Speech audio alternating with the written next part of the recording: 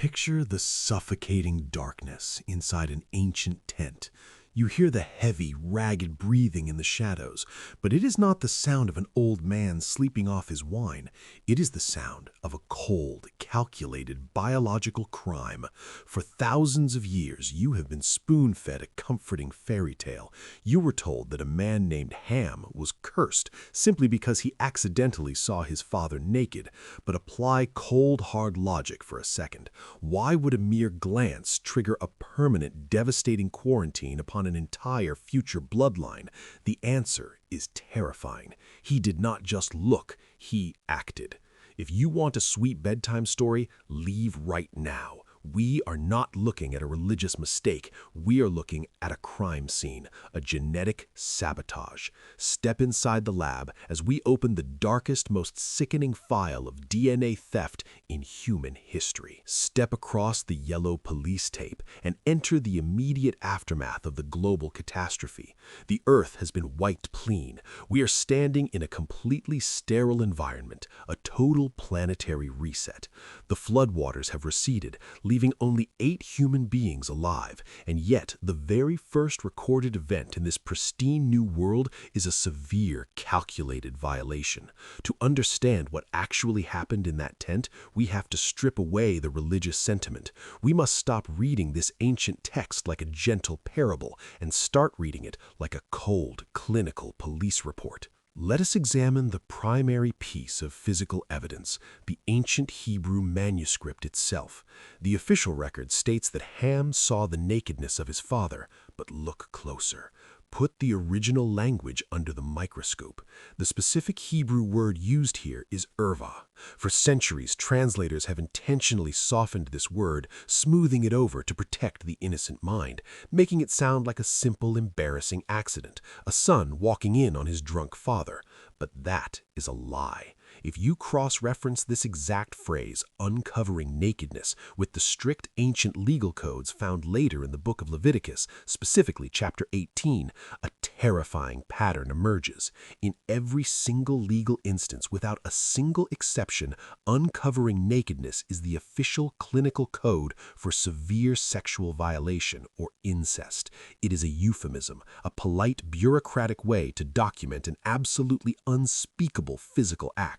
Ham did not just accidentally walk into the wrong tent. He did not just glance and look away. He committed a direct physical assault. Do not just take my word for it. The oldest legal minds in human history, the scholars who preserved these texts, knew exactly what happened. If we pull the dusty ancient records of the Talmud, specifically the tractate Sanhedrin Folio 70a, we uncover a fierce, deeply disturbing debate among the ancient rabbis. They were not arguing about whether Ham accidentally saw his father. They knew the text too well for that nonsense. They were arguing over the exact method of the crime. One faction of ancient scholars believed Ham brutally sexually assaulted his father to establish dominance. The other faction argued, based on the biological reality that Noah never had another child, that Ham performed a physical, surgical castration. Let that sink into your mind for a moment. The ancient authorities knew this was not a mistake. This was a violent, biological intervention. But in the forensic world, every crime needs a motive. Why would a son who just survived the apocalypse do this to the patriarch of humanity? You have to look at the harsh power dynamics of this new, empty Earth. The global flood wiped out billions. The entire planet, every resource, every mountain, every continent was now the property of Noah and his 3 sons. But Noah was still vital. If Noah were to reproduce, if he were to have a 4th son, the inheritance, the absolute global dominion would be fractured once again. By physically castrating his father or violating him to establish ultimate dominance, Ham was securing a monopoly on the future of the human race. It was a hostile takeover, a primitive, brutal corporate coup executed in the dead of night. This theory makes perfect logical sense. It perfectly explains the severity of the curse that followed.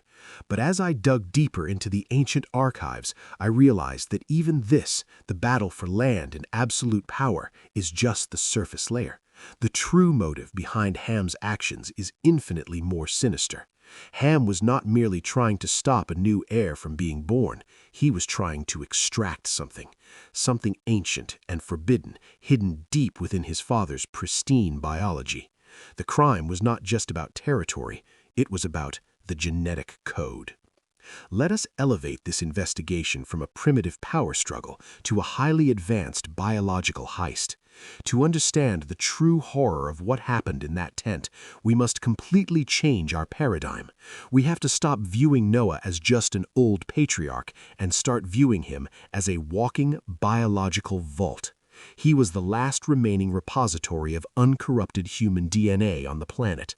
The ancient text specifically describes Noah as being perfect in his generations.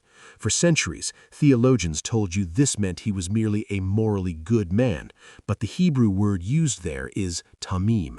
It is a physical, biological term. It means without physical blemish, genetically intact, completely unmutated. Before the floodwaters came, the Earth's biosphere was violently contaminated. A genetic corruption had spread through the entire population. The flood was not just an angry divine punishment. From a clinical, forensic perspective, it was a global sterilization event. It was the ultimate quarantine protocol designed to violently wipe out a corrupted genetic operating system and reboot the Earth using the only clean hard drive left. That clean hard drive was Noah. Noah's bloodline was the original, unmodified human source code, and his sons, especially Ham, knew exactly how valuable that code was. Now, walk back into that dark tent with me. The patriarch is completely unconscious, vulnerable. If you are a rogue agent looking to manipulate the future of the human species, this is your absolute only window of opportunity.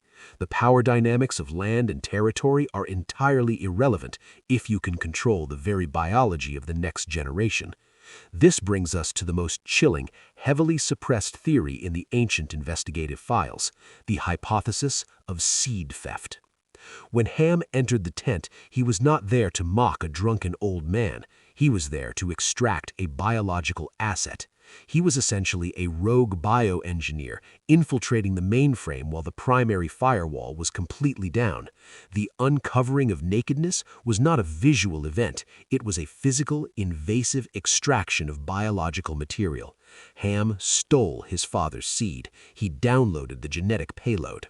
Why? Why would a son commit such an unspeakable, horrifying physical violation? Because he needed the pure genetic material, the uncorrupted source code, to execute a dark, biological bypass protocol. He needed the raw, living DNA of the patriarch to artificially engineer a highly specific bloodline, completely without Noah's consent or conscious participation. Think about the sheer clinical terror of this scenario. We're not looking at a primitive campfire story about disrespect. We're looking at the ancient equivalent of a black market organ harvesting operation. A makeshift, highly illegal genetics clinic operating in the suffocating darkness of a canvas tent. Imagine the precise, cold-blooded nature of the act. Ham waited for the exact moment of complete physical incapacitation. The heavy ancient wine was the anesthetic. The tent was the sterile operating room. He bypassed all the natural laws of reproduction to forcibly extract the vital living data required to program the future of the species. In our modern times, we actively shudder at the thought of unauthorized DNA extraction, illicit cloning facilities, or forced artificial insemination. We regulate these technologies with extreme prejudice, precisely because we deeply understand the existential threat of genetic manipulation. But this exact nightmare, this visceral biological horror, was perpetrated at the very dawn of our current era. It was the first crime of the New World. Ham did not just castrate his father to simply stop him from having more children. He actively harvested the seed to ensure that he and he alone controlled the distribution of the pure DNA. It was a hostile, corporate takeover of the human genome. But a biological hacker does not steal a highly guarded code unless they have a specific compatible operating system actively waiting to receive it. You do not steal the seed unless you have a designated vessel fully prepared for the incubation process. This was not a random, chaotic act of sexual deviance.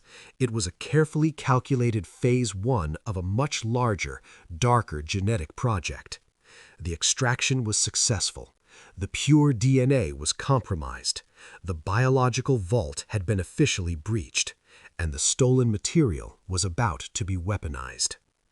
The true horror of this crime is not just the physical violation of a father by a son.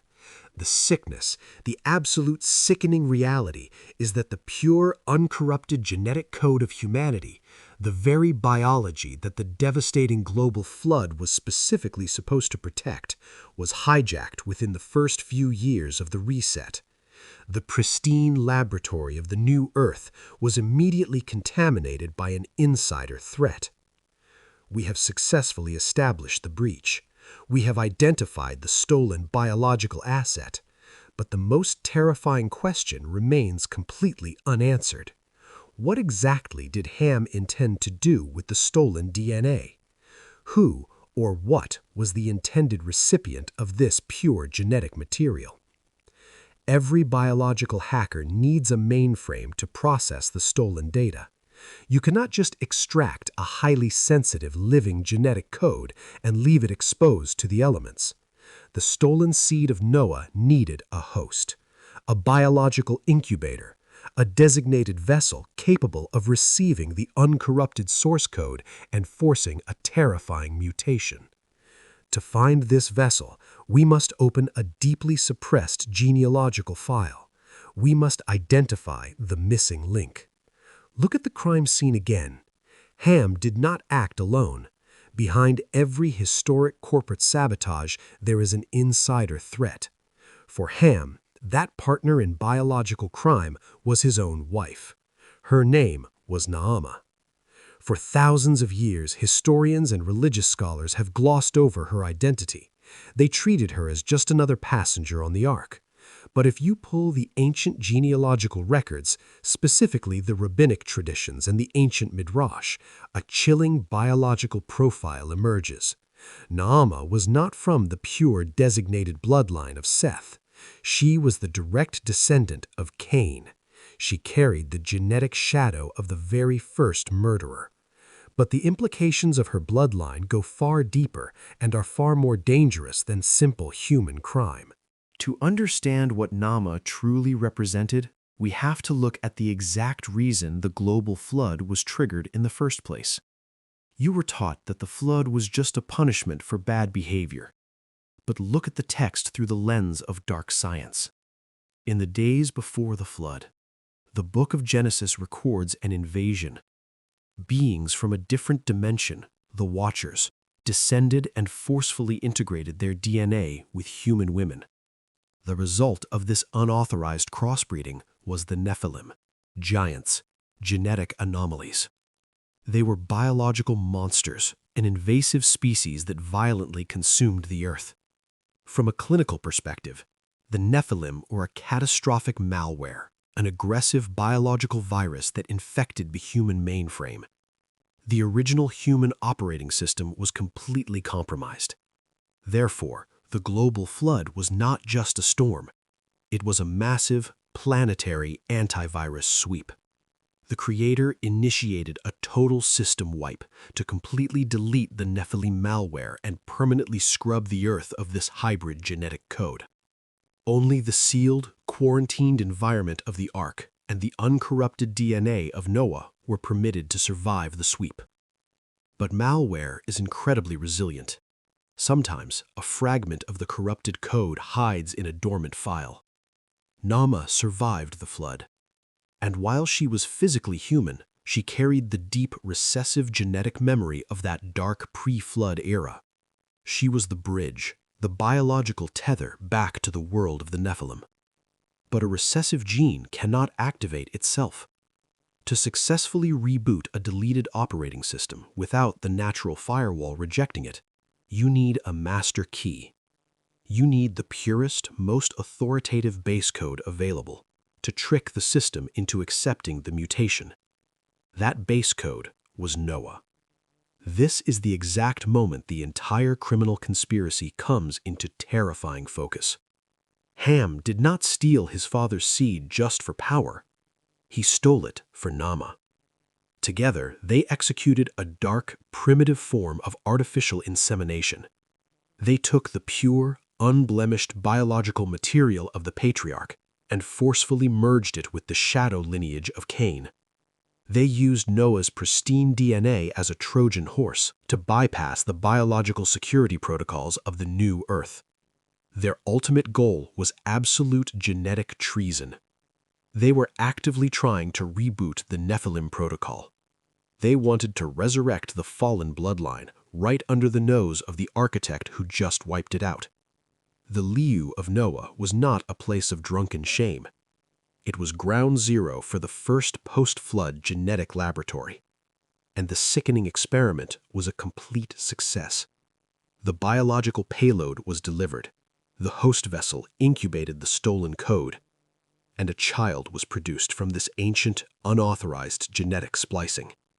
The product of this Bio-Heist, the living, breathing result of Ham and Naamah's treason, was a boy. His name was Canaan. This changes absolutely everything you thought you knew about the story. And it brings us to the ultimate piece of forensic evidence, the investigator's note, the one detail that has baffled theologians for centuries.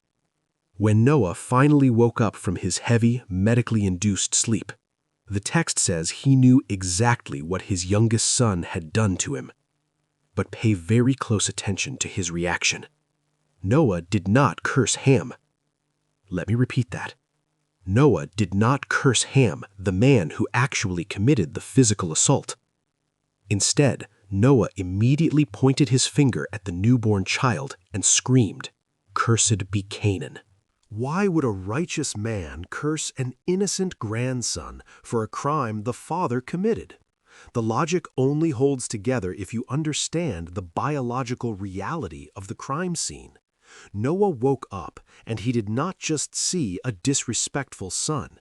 He looked at Canaan, and his blood ran cold. He recognized the biological anomaly immediately.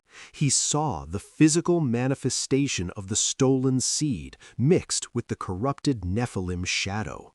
Noah knew with terrifying certainty that Canaan was not a normal human grandson. Canaan was a hybrid entity, a living, breathing system error. The Nephilim malware had successfully breached the firewall of the new world. Noah's curse was not an angry emotional outburst. It was a desperate clinical diagnostic. It was a strict, immediate quarantine order. By cursing Canaan, Noah was officially marking the boy as a biological hazard, warning all future generations to permanently isolate and contain this corrupted bloodline. He was trying to stop the viral spread before the new Earth was infected all over again. The virus had survived the flood. The hybrid bloodline was reborn, and the ultimate seed war had just begun. The quarantine order issued by Noah ultimately failed. The seed war, the ancient battle for the genetic control of humanity, never ended. It simply went underground. For thousands of years it mutated, it adapted, and it waited patiently in the shadows. But today, right now, in the exact moment you are listening to my voice, the protocol is fully operational again. If you think the dark science of Ham and Naamah is securely buried under the sands of the ancient Middle East, you are critically mistaken. The operation has relocated. It has moved from the primitive tents of the ancient world directly into the heavily guarded, ultra-secure laboratories of Silicon Valley. Look at the absolute elite of our current era, the tech billionaires, the unseen oligarchs, the self-appointed architects of modern society. They are entirely consumed by a singular, terrifying obsession. They do not call it the Nephilim protocol anymore. They have rebranded it. They call it transhumanism. They aggressively market it to the public as the next logical step in human evolution, the quest for biological immortality, the noble desire to eradicate disease and upgrade the fragile human operating system. But strip away the polished public relations campaigns, strip away the corporate smiles and the TED Talks. Underneath it all, it is the exact same biological treason that occurred just days after the global flood. They want to hack the source code of life. Ancient Ham was forced to operate in the dark. He had to use primitive, violent physical extraction methods while his target was medically incapacitated. But the Ham of the 21st century does not need to hide in a canvas tent. He wears a crisp, sterile white lab coat. He is celebrated by the global media. He sits in a perfectly climate-controlled facility funded by billions of untraceable dollars, and he is armed with genetic technology that makes the ancient crime look like absolute child's play. Consider the rapidly advancing field of CRISPR technology, the literal ability to slice into the DNA strand, to cut and paste the human genome at will. They tell you they are simply editing out genetic defects, but from a cold, forensic standpoint, they are actively dismantling the biological firewall. They are forcefully unlocking the restricted files of human biology and inserting synthetic, unauthorized data. They are playing God with the raw, living code of our species. They are recklessly tampering with the exact boundaries that the Creator set in place to protect us from another catastrophic infection. But the Bio-Heist goes much further than simple gene editing. Look at the explosive rise of highly exclusive, elite fertility clinics. Look at the private, aggressively guarded sperm and egg banks catering exclusively to the ultra-wealthy. We are witnessing the quiet, systematic implementation of selective breeding. The modern elite are actively archiving their biological material, attempting to engineer a physically and intellectually superior tier of humanity, a completely separate, elevated hybrid bloodline. They are meticulously constructing their own modern arcs. But these arcs are not made of wood and pitch. They are made of liquid nitrogen, algorithmic sequencing, and artificial intelligence. They are isolating their own code while leaving the vast majority of the human population behind. And then we must confront the absolute darkest corner of the modern laboratory, the pursuit of artificial gestation, human cloning, and the creation of synthetic biological vessels. Scientists are actively trying to grow human embryos outside the natural womb. They are mixing human DNA with animal genomes, creating living chimeras. They are literally manufacturing empty biological hosts. Think about the sheer, chilling parallel here. What was Naamah? She was the designated vessel. What are these modern synthetic bodies? They are empty vessels waiting to be occupied by something else. We are not just playing with advanced science. We are systematically, intentionally recreating the exact biological conditions that existed just before the flood. Every time a rogue scientist successfully splices an unauthorized genetic sequence, every time a billionaire pours another $500 million into life extension and human-animal hybrid research, they are violently digging up the cursed bones of Canaan. They are unsealing the ancient quarantine. The urgency of this situation cannot be overstated. We are forcefully reopening the portal ourselves.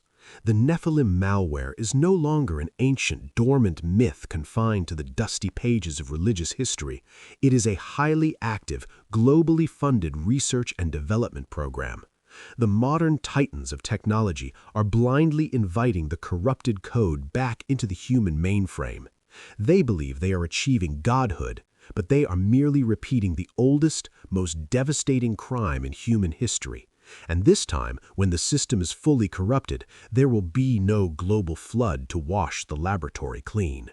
We are officially closing the file on the darkest biological sabotage of the ancient world. The crime committed inside the canvas walls of the tent of Noah was never meant to be a simple moral fable about a son disrespecting his father. It was a blaring, terrifying biological siren, a permanent forensic warning deliberately left in the ancient archives about the fatal, catastrophic arrogance of humanity attempting to play God with the raw code of life. When mankind actively attempts to forcefully rewrite its own biological operating system, when we arrogantly try to bypass the natural divine firewall to achieve an unnatural evolution, we do not create a utopia, we resurrect monsters. Ham reached into the suffocating darkness and forcefully pulled a genetic nightmare into a clean, newly washed world. Today, our modern elites are reaching deep into the microscopic fabric of life itself, and they are doing it with the exact same blind, ruthless ambition. Does this clinical, chilling reality make you shiver when you think about what is actively being incubated right now behind the highly secure, locked doors of modern laboratories? We are standing on the edge of a precipice, holding the very same biological tools that once brought total planetary destruction. If you are finally ready to stop accepting the heavily sanitized, carefully packaged versions of our ancient history, if you want to see the cold, terrifying truth hidden just beneath the surface of the ancient texts, then you need to join my investigation team. Subscribe to this channel right now, because the seed war is rapidly escalating, and I have a massive stack of highly classified, deliberately buried historical files that we absolutely must open next. The ancient truth is bleeding through, and our investigation has only just begun.